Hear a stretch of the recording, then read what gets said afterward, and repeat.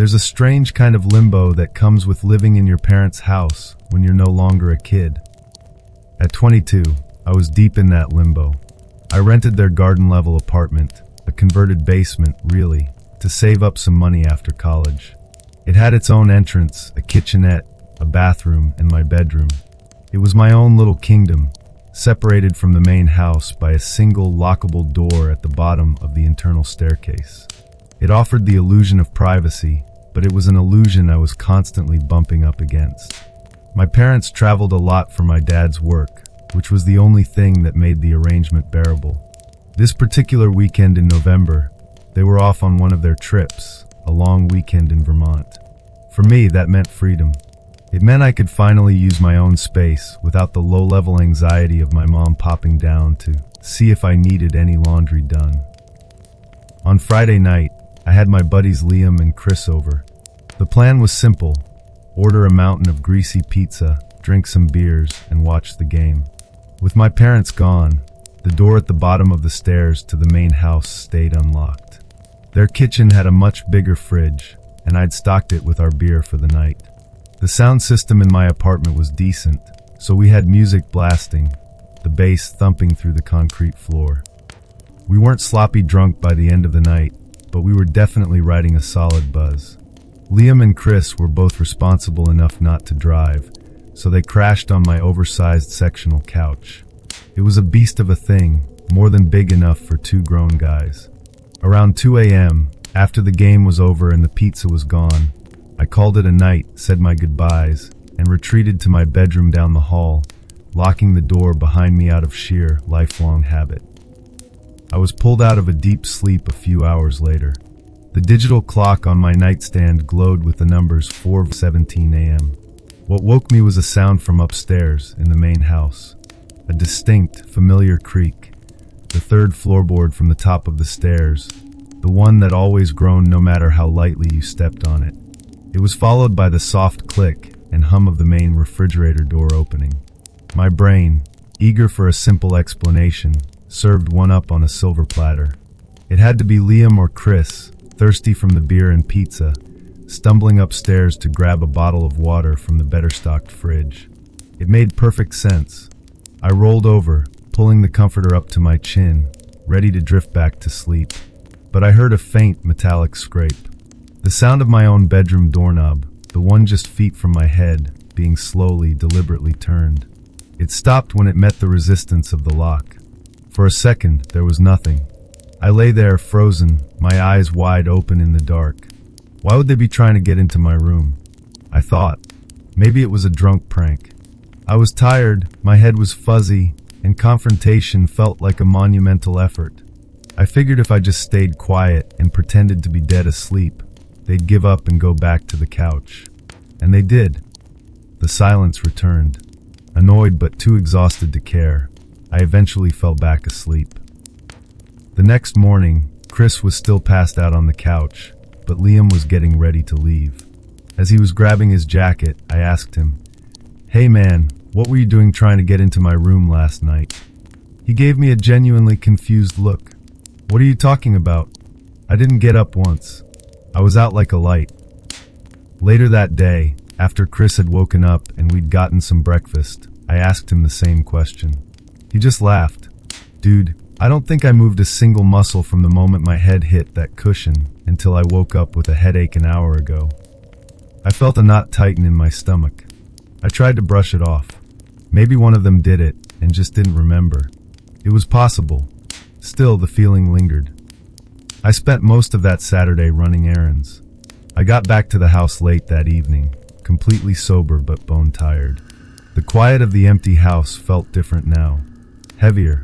Before heading down to my apartment, I went into the main kitchen upstairs to grab a soda. As I closed the fridge, I noticed something. The door to the pantry, a door my compulsively tidy mother always kept latched, was slightly ajar. I stared at it for a full minute. A cold dread, slick and oily, began to creep up my spine. It was such a small thing, a detail so minor I could easily be imagining its significance. I closed the pantry door, locked the main front door, and retreated to my basement kingdom, making sure to lock the door at the bottom of the stairs this time. I told myself it was for peace of mind. I got into bed and put on some show on my laptop, trying to distract myself. But my ears were straining, listening for any sound over the dialogue. After an hour, I turned it off, plunging the room into darkness and silence. And that's when I heard again the creak from upstairs. Then another. Footsteps. Slow, quiet, deliberate. Not the stumbling of a drunk friend, but the careful tread of someone trying not to be heard. They moved from the direction of the kitchen, towards the top of the stairs that led down to my apartment. My heart hammered against my ribs. I sat bolt upright in bed, every muscle tensed. I heard the faint groan of the doorknob at the top of the stairs turning. Then the almost inaudible click of the latch. My blood turned to ice. I had forgotten to lock that door. I heard the door swing open. Then the slow, impossibly heavy sound of footsteps descending the wooden stairs, one by one, into my apartment. Into my space. I couldn't breathe. I couldn't move. The footsteps stopped right outside my bedroom door. Silence. A suffocating, terrifying silence that stretched for what felt like an eternity. I knew they were standing there, listening, waiting. Then, the slow, scraping turn of my bedroom doorknob. It met the lock, and it stopped. This time, I didn't hesitate. I wasn't tired or annoyed. I was terrified. I scrambled off the bed, grabbing my phone and retreating to the far corner of the room, crouching behind a heavy oak dresser. My hands were shaking so violently I could barely type. I sent a frantic, garbled text to my parents and to my group chat with Liam and Chris, praying for a miracle, for one of them to reply, "Haha, got you, it's me." No one answered. Of course they wouldn't. My parents were asleep hundreds of miles away. My friends were at their own homes. I was alone, utterly alone with whoever was on the other side of that door. After another minute of agonizing silence, my trembling thumb finally found the right numbers. I called 911. I whispered my address to the dispatcher, my voice cracking, explaining that someone was inside my apartment, right outside my locked bedroom. She told me to stay on the line, stay hidden, and not to make a sound. Those were the longest minutes of my life. Crouching in the dark, clutching a heavy textbook as a pathetic weapon, listening to the sound of my own frantic heartbeat. Finally, the distant wail of sirens cut through the night. As they grew closer, I heard a sudden scuffle from the hallway, then the sound of footsteps scrambling quickly back up the stairs. The dispatcher told me officers were at the front of the house.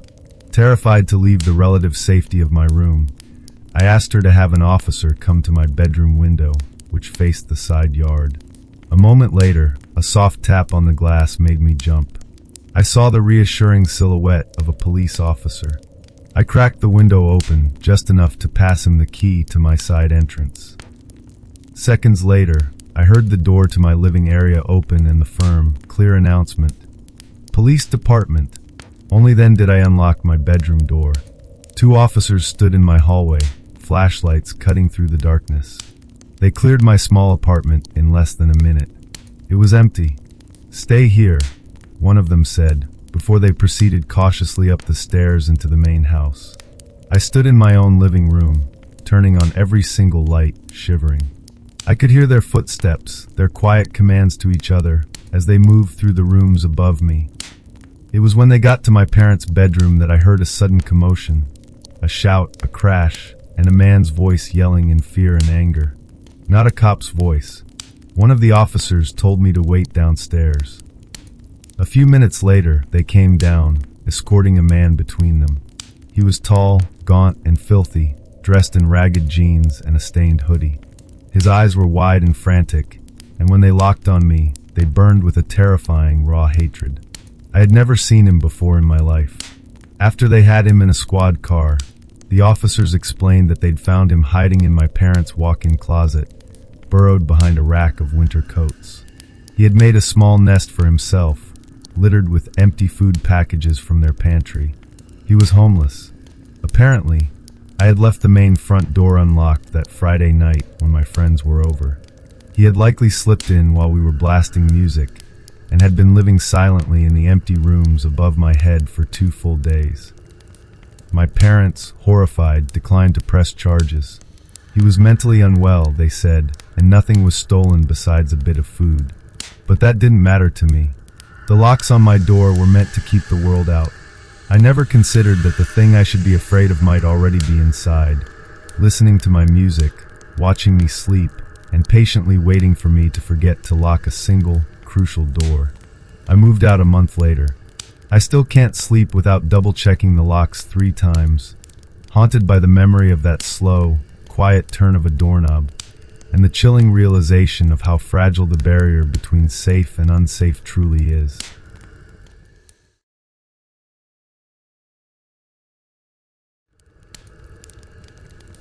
My life is measured in pixels and deadlines. As a freelance architectural renderer, my apartment isn't just where I live. It's my office, my studio, and more often than not, my entire world for days at a time. I live in a converted textile mill on the outskirts of Philadelphia, a loft with high ceilings, exposed brick, and a massive arched window that floods the place with light. It's my dream space, but it's also old. The building groans and sighs like a sleeping giant, and you learn to tune out the symphony of clanking pipes and settling floors. You have to, or you'll go mad. The first week of October was a nightmare project. A last-minute bid for a huge commercial development meant I was practically chained to my workstation. I was fueled by coffee, sleeping in 4-hour bursts on the couch, and living inside the digital world I was creating. When you're that deep in the zone, the real world gets blurry. You don't notice small things. Your brain just doesn't have the bandwidth. The first glitch in my reality was the thermostat. I'm frugal, so I keep it programmed to a chilly 68 degrees Fahrenheit. On Tuesday, after a quick run to the corner store for more caffeine, I came back inside and felt it immediately. The air was warmer, more comfortable. I glanced at the control panel, 72 degrees. I frowned, chalking it up to the building's ancient wiring having a senior moment. I reset it and forgot about it. The next thing was my work. When I'm rendering a complex model, I leave everything positioned just so, my trackball mouse, my stylus resting on its stand, the windows on my monitors arranged in a specific order. I got up to use the bathroom, a trip that took maybe 90 seconds. When I sat back down, the mouse cursor was in the top left corner of my main display, blinking patiently. It had been in the center. Again, a tiny, insignificant detail. I must have bumped the desk, I told myself. My brain, desperate to maintain focus on the project, readily accepted any logical out. The weekend came, and I finally submitted the project. I celebrated by sleeping for 10 straight hours. I woke up Sunday afternoon feeling human for the first time in a week. I decided to clean up, to reclaim my space from the creative chaos. I was putting away laundry when I walked past the small antique armchair that sits in the corner by the bookshelf. Tucked down the side of the cushion was a single, long, dark hair. I froze. I'm blonde, with my hair cut short. This hair was black, straight, and easily over a foot long. I stared at it, my mind racing. A friend? No, I hadn't had anyone over in weeks. The cleaning service? I'd canceled them to save money months ago. I plucked the hair from the chair, holding it up to the light. It was undeniably real. For a full minute, I just stood there, a cold, heavy feeling spreading through my chest. Then, I did what any rational person drowning in denial would do. I threw it away, told myself it must have come in on my clothes from somewhere, and forced myself to move on.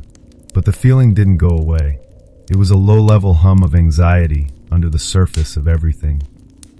That night, I couldn't sleep. I kept listening to the groans of the building, but now they didn't sound so innocent. I started wondering about the old stories of these mill conversions, the hidden service corridors, the sealed-off shafts. The next day, I bought a security camera, a small, discreet one. I'm a tech guy. It was a natural first step. I didn't put it in the hallway or point it at the door. I put it on the highest shelf of my bookcase, nestled between 2 thick binders on architectural theory. It had a perfect, wide-angle view of the entire loft, The kitchen area, my workstation, the living room, and the large built-in closet next to the bathroom. For 2 days, nothing happened. I checked the app compulsively. I saw myself making coffee, working, pacing. I started to feel foolish, like I'd let my imagination run wild after a stressful week. Wednesday night, I fell asleep on the couch around midnight, my laptop open on the coffee table. The next morning, my phone had a notification. Motion detected in living room at 2:43 a.m. My heart started pounding. I sat up, the blanket falling to the floor. With trembling hands, I opened the app and played the clip. The footage was grainy in the low light from the streetlights outside, but it was clear enough. At 2:43 a.m., the door to the large closet, the one I used for storage, creaked open. A figure emerged. A woman, thin, with long, dark hair, wearing a gray sweatshirt and leggings. She moved with a quiet confidence, a familiarity that was nauseating. She walked over to my workstation and gently moved the mouse, waking up the displays.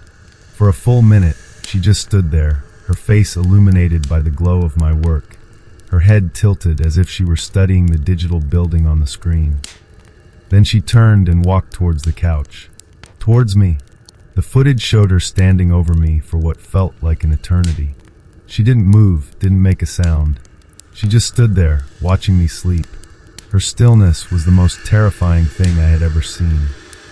After a minute that stretched into an age, she turned, went into the kitchen, and poured herself a glass of water from the tap, drinking it slowly before rinsing the glass and placing it in the dish rack to dry. Then, she walked back to the closet, slipped inside, and pulled the door shut behind her. It didn't click. It just settled into place, vanishing back into the wall. I felt like I was going to throw up. My sanctuary, my workspace, my home. It was a shared cage. I was shaking, a primal fear taking over that left me cold and numb. I didn't scream. I just grabbed my keys and my phone and walked out of the apartment, not even bothering to put on shoes. I called 911 from the street, my voice a choked whisper. The police were surprisingly calm. They'd heard of this before. When they arrived, I showed them the footage. 2 officers went in, their hands on their service weapons. I waited in the hallway, my back pressed against the opposite wall. I heard them call out, then the sound of them forcing the closet door. They found the space behind it, a false back panel, probably installed decades ago for maintenance access to a tangle of plumbing and electrical conduits, led to a small, dark, hollow space between my apartment and the next. It wasn't much bigger than a coffin stood on its end. Inside, they found a sleeping bag, a few empty cans of soup, and a small pile of my things. A book from my nightstand, my favorite coffee mug, and a bottle of my aftershave, half empty. She hadn't just been surviving in my walls. She had been curating a small collection of my life. She was gone. The police figured she had an escape route into the building's main service corridors. They searched, but the old mill was a labyrinth. They never found her. The building management, horrified, sent contractors who tore out the closet and sealed the wall with concrete and steel. It's been 6 months. I still live here. I can't afford to move, not yet. But my home is no longer a sanctuary. It's a stage. I have 3 cameras now, and I check them constantly. I bolt the closet door, even though there's a solid wall of concrete behind it now. The fear that lingers is a strange one. It's not just the thought of her watching me sleep. It's the image of her, standing in the glow of my monitors, looking at my work. It was a violation far deeper than theft. She wasn't just stealing my space and my safety. She was peering into my mind, my creativity, the one part of my life I thought was truly my own. Every night, when I sit down to work, I can't shake the feeling that someone is standing just behind me, quietly, patiently judging my designs.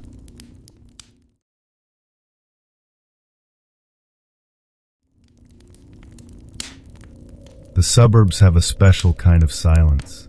It's not a peaceful quiet, not really. It's an expectant hush, the sound of 1,000 people pretending they're not listening to each other's lives through thin drywall and manicured hedges. Our street was the epitome of this. a row of cookie-cutter two-story houses where the most exciting event was usually someone getting a new riding mower. I was 20, home from college for the summer, and the novelty of being back in my childhood bedroom had worn off in about a week. It was a Tuesday in late July, one of those oppressively hot days where the air feels like wet wool. My parents were both at a dinner for my dad's company, an annual affair that I'd successfully dodged for the third year running. They left around 6 p.m., leaving me with a $20 bill for pizza and the usual reminders to keep the doors locked. I promised I would, then promptly settled onto the living room couch with my laptop, ready for a night of mindless scrolling and streaming. For a few hours, the world was just the glow of the screen and the hum of the air conditioner. The sun bled out of the sky, leaving the street in that murky blue twilight. Around 9:30 p.m., I paused my show to raid the kitchen for a drink. As I stood in the quiet, the only sound was the clinking of ice in my glass. Then a knock at the front door. It wasn't a timid tap or an aggressive bang. It was 3 solid, measured raps. Confident, my heart gave a little jolt. We weren't expecting anyone. I crept to the foyer and peered through the peephole. On the porch stood a man, maybe in his early 40s. He was dressed in a dark blue work uniform, the kind a utility worker might wear, with a nondescript logo on the breast pocket that I couldn't quite make out. He had a clipboard in one hand and a friendly, slightly tired smile on his face. He looked completely normal, harmless. I opened the door, but kept the security chain latched. The sliver of a gap was enough to talk through. "Can I help you?" I asked. His smile widened a little. "Sorry to bother you so late, sir. I'm with the city water department. We've had some reports of fluctuating pressure in the neighborhood, and we're just doing some spot checks on the exterior meters.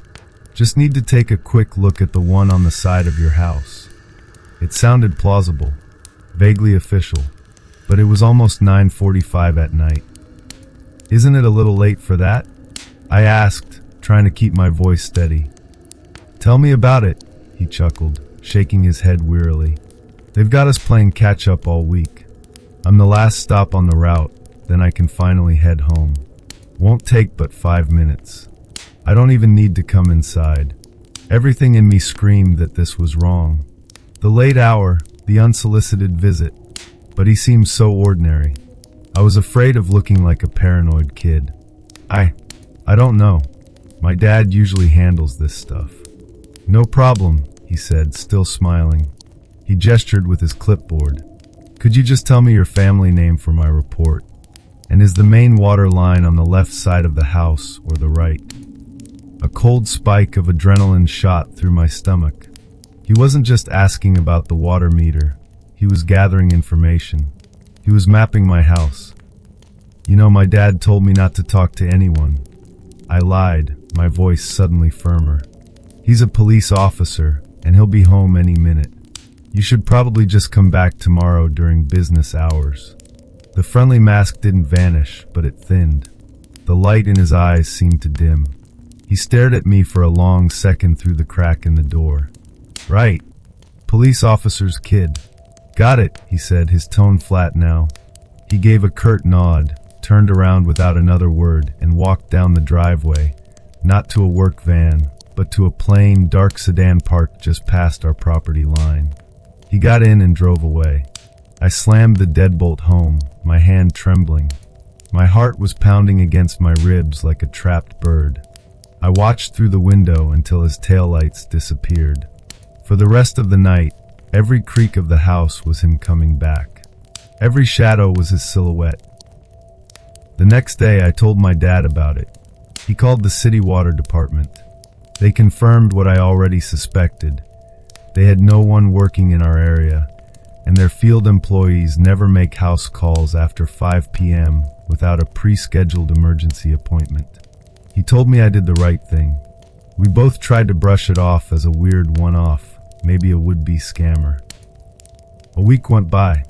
The memory started to fade, blurring into the monotony of summer. My dad is meticulous about our yard. He's one of those guys who finds therapy in manual labor. The garden hose, in particular, is his pride and joy. It's always coiled in a perfect circle on its wall-mounted hanger next to the back spigot. Every single time. On Friday afternoon, I went to water my mom's wilting petunias. When I got to the spigot, the hose wasn't there. I found it lying in the grass, stretched out in a long, straight line, pointing directly from the spigot toward the sliding glass door of our dining room. It was like a long green arrow. I felt that familiar prickle of dread on my neck. I asked my dad if he'd left it out. He gave me a puzzled look and said no, he'd coiled it himself the night before. We blamed it on neighborhood kids, a plausible but unsatisfying explanation. He coiled the hose, and I tried to forget it. The following Saturday, my parents had tickets to a concert in the city with my aunt and uncle. It was a big anniversary gift, planned for months. I insisted I was fine staying home. I was an adult, after all. But after they left, the silence in the house felt heavier than before. I made sure every window was locked, every blind was drawn. I tried to lose myself in a movie, but I couldn't focus. I kept the volume low, straining to hear over the dialogue. Around 11 p.m., I heard a soft thump from the back of the house. I muted the TV. The only sound was my own breathing. I held my breath and listened. It was a metallic sound, coming from the direction of the dining room. The sound of something being wedged against the frame of the sliding glass door. My blood ran cold. I didn't scream. I didn't move. I was paralyzed. I slid off the couch and onto the floor, crawling on my hands and knees toward the kitchen, where my cell phone was charging. My fingers felt like clumsy, frozen sausages as I fumbled with the screen. I dialed 911, my thumb shaking so badly I had to try twice. 911, what is your emergency? I cupped my hand over the phone, my voice a choked whisper. Someone is trying to break into my house. My back door. The dispatcher's voice was calm, professional. She kept me on the line, asking for my address, telling me to stay hidden and quiet. As she spoke, I heard another sound that made my heart stop. A low, patient click from the sliding door lock. Someone was trying to open it. Then, a sudden flood of brilliant white light filled the backyard. The motion sensor security floodlight had kicked on. I risked a peek over the kitchen counter, through the pass-through window that looked into the dining room. And I saw him, a dark figure, his back to me, frozen in the glare of the light. He was wearing the same dark uniform. He slowly turned his head, and even from across 2 rooms, I could feel his eyes scanning the windows, searching for me. The dispatcher was telling me officers were 2 minutes out. It felt like 2 years. The figure in the yard took 1 step back, then another, before melting into the darkness at the edge of the floodlight's reach. The wail of sirens grew from a distant cry to a neighborhood-shattering roar. Red and blue lights painted frantic patterns on the walls. I heard the dispatcher say, "Officers are on scene. You can meet them at the front door." I stumbled to the door, my legs weak as water, and flung it open to see 2 police officers with flashlights drawn, sweeping the front yard. They cleared the house and the backyard, their voices calm and authoritative. On the patio next to the sliding glass door, they found fresh pry marks on the metal frame. And lying on the ground beneath it was a single, muddy work glove. There were boot prints in the soft mulch of the flower bed leading to the back fence, where a single wooden slat had been kicked loose. But it was the other thing they found that made me feel like I was going to be sick. The garden hose, which my dad had coiled and hung in the garage for the night, had been taken out.